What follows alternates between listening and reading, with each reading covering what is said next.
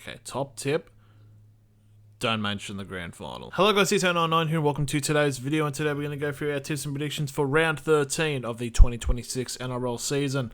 Last week in an abridged round, we lost the first game, but I think all the other games we kind of got right, so almost a perfect round, but then again, it's only 5 matches. But returning more to regular scheduling with 7 matches, so we go after the origin period. So without further ado, let's get into it. Starting out on Friday night, we have the Cronulla Sharks taking on the Manly Sea Eagles. The Cronulla Sharks are coming off a bye, whilst the Manly Sea Eagles are coming off just winning against the Gold Coast Titans at home 12 points to 10 in what is set to be a pretty even matchup. Now, Nico Hines is out for this matchup for Cronulla, so Noah Puru will be coming in at halfback, but there is a lot of ins. You've got Blake Brayley, Cameron McInnes, Oregon Kafusi all coming into the side for the Sharks. Well, for Manly, you got Hama Olaka-Arti, Leah Hopewadi, and Tola Takula.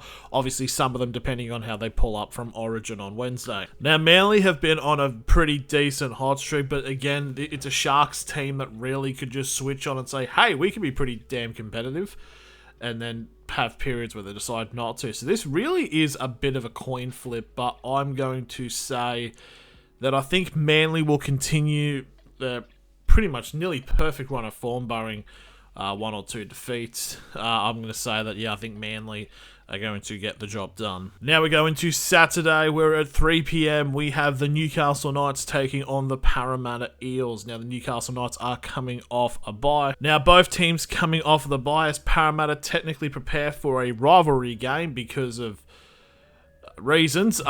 This match is definitely going to be interesting because, speaking as a Knights fan, this match kind of is a very bogey match because I feel like no matter how good we go, we always struggle against the Eels. But this is going to be very interesting to see what happens. But unfortunately, Junior Paulo and Mitchell Moses are going to be out for the Eels. So this is a sort of undermanned Eels team against what, at this point, is expected to be nearly a full-strength Knights team. So I'm going to say that I think that the Knights should win this game. I feel like the Knights need to kind of make a point.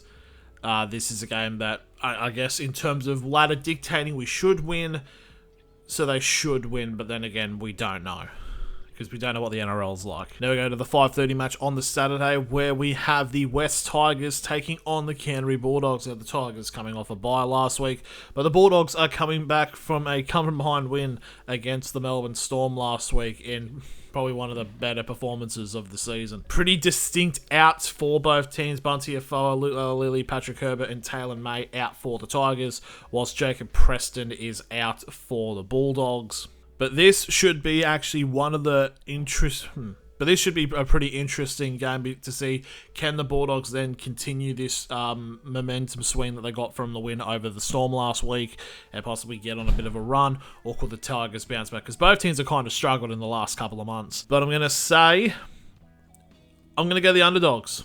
I'm going to say I think the Bulldogs should get this win. A bit closer, though. Now we go to the 7:35 match on the Saturday, where we have the Melbourne Storm taking on the Sydney Roosters. Yeah, it's weird saying that this is 15th versus 3rd. It's still weird. Now, the Storm, as previously mentioned, are coming off their loss to the Bulldog, while the Roosters, of course, are coming off the bye. Bit more of a full-strength team coming in for both sides, because obviously a bunch of players were out for Origin duty, especially for the Storm last week.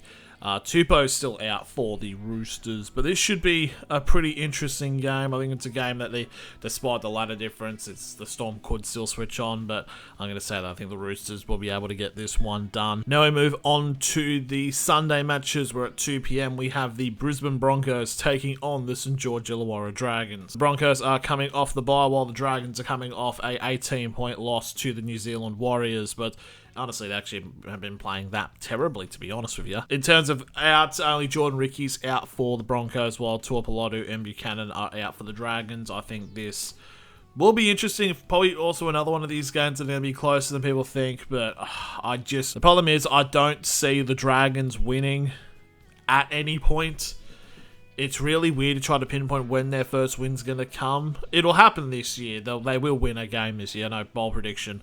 But yeah, I just think Brisbane are just going to be too good for them, unfortunately. Now we go to the 4 p.m. kickoff on the Sunday as we have the Canberra Raiders taking on the North Queensland Cowboys. The Raiders are coming off an 8-point loss to the Dolphins under dubious circumstances of refereeing, whilst the Cowboys are coming off a 12-point win over the South Sydney Rabbitohs. It's going to be an interesting game, and I feel like this is kind of a game which, just in my eyes, this is kind of going to dictate whether or not Canberra actually are going to make the finals this year.